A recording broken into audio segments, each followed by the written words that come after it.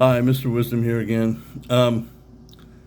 Isn't it funny how liberals, who are anything but liberal, think that they have the right to say and do what they want, which they do, but nobody else does? If you think differently, if you speak differently, in their eyes, somehow a liberal person, in their eyes, thinks that you don't even have a right to speak. You don't get to have a voice whatsoever. Constitution does not apply to you. Isn't that funny? Yet they call themselves liberals. And democracy. Well, it's not a democracy, and they're anything but liberal. And the hypocrisy of it never seems to sink into their tiny little brains. I mean, it's unbelievable, you know. You just had the other day that reporter, the female reporter from Turning Point USA. There was I don't know if it was the other day, but it was recent. And there was some anti-ICE protest going on there. So she went down and just to do what reporters do, see what's going on, film things, talk to people. And once they saw that she was from Turning Point USA, they got angry and violent. They mobbed her, got her in the face, and then a grown man sucker punched her and knocked her to the ground. And everybody was cheering him on for assaulting a woman, an unarmed woman who was not a threat to anyone. And they were screaming at her about her Christianity. It is appalling.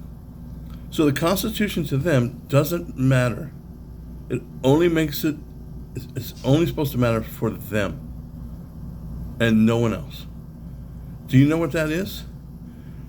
That's authoritarianism. That's totalitarian society. That's how you live in socialist countries, communist countries. It's one voice, and that's it. You believe anything else, and you don't get to exist, essentially.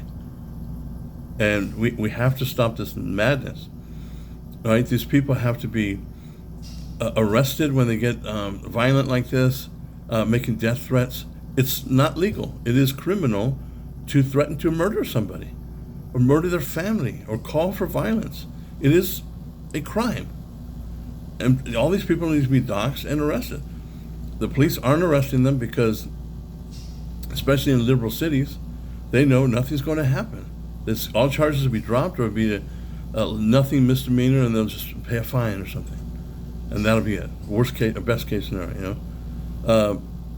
So, you know, basically it's up to real Democrats, the non-crazy liberal Democrats, so-called moderates, to start to try and, like your John Fetterman, try to knock some sense into these people.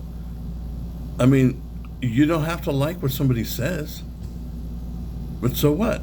Just have a conversation with them. If you think they're wrong, then show them why they're wrong. Show your receipts. But they don't do that. It's just immediately seething anger, and they viciously assault them.